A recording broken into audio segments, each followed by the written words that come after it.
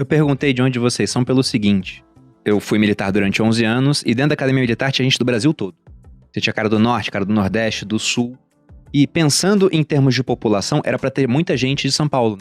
E não Porque tem afinal quase ninguém. tem bastante gente aqui em termos de representatividade e quase não tinha paulista lá, tinha muito poucos. Porque tinha oportunidade. Porque aqui não era só oportunidade, era cabeça também. Cabeça Porque empreendedora. no Rio de Janeiro tem oportunidade, mas tinha muito carioca no exército, porque acho que tem uma herança também do fato do Rio ter sido capital federal, né, estado da Guanabara durante um tempo. Então no Brasil a mentalidade de trabalhar pro estado ainda é muito forte, porque o estado também paga muito bem. Até aquela história, né? Se o Mark Zuckerberg fosse brasileiro, será que ele tinha criado o Facebook? Ou ele tinha virado procurador, promotor, juiz?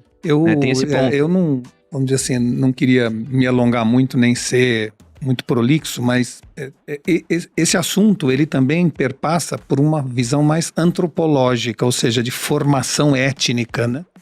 Então, o filósofo Nietzsche dizia que existem dois tipos de tendências das pessoas. Pessoas que tendem mais a uma moral aristocrata e pessoas que tendem mais a uma moral escrava.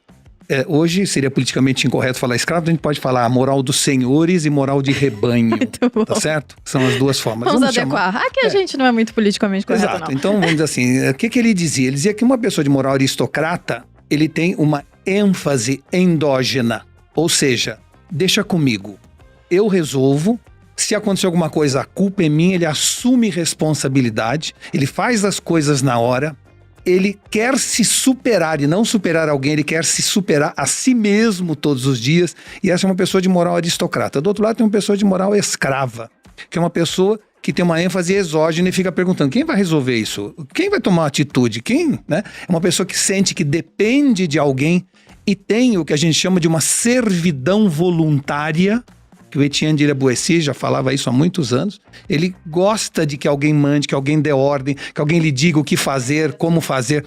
Não quer ser dono do seu destino, quer que o destino esteja na mão de alguém, até para ele poder reclamar, e principalmente tem um ressentimento contra tudo e contra todos. Então, esses são os dois tipos exagerados de pessoas que existem.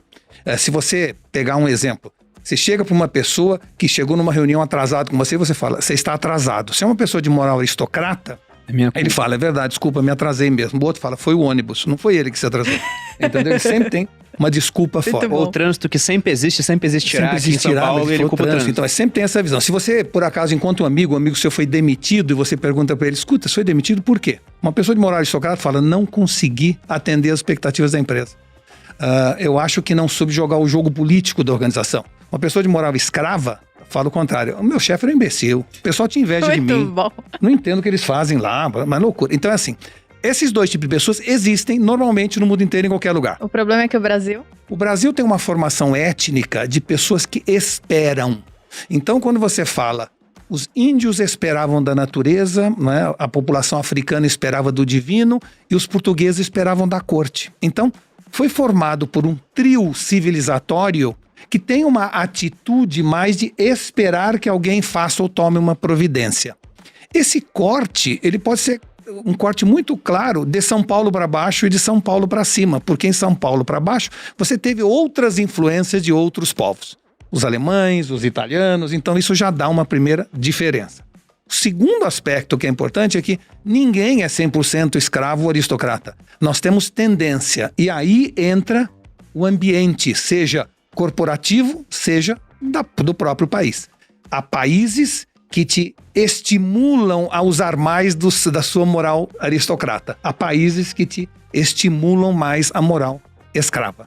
E isso numa empresa é fundamental. A meritocracia estimula. Então, ninguém é 100% uma coisa é outra, mas o ambiente de negócios do Brasil durante muitos anos nos estimulou a moral escrava, ser funcionário do Banco do Brasil, não é?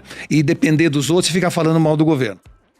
Em algumas outros países, a moral, seja por fatores religiosos ou étnicos, levou ao contrário.